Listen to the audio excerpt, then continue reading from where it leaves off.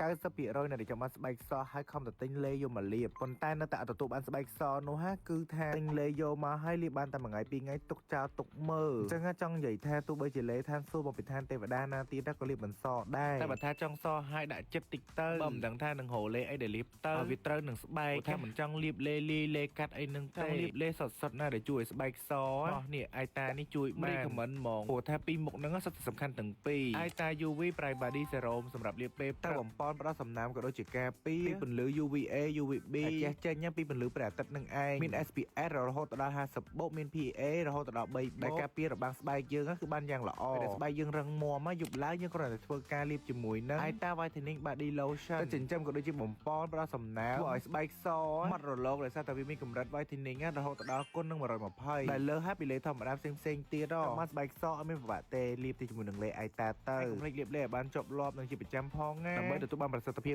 កាន់តែខ្ពស់ហើយនឹងកាន់តែលឿន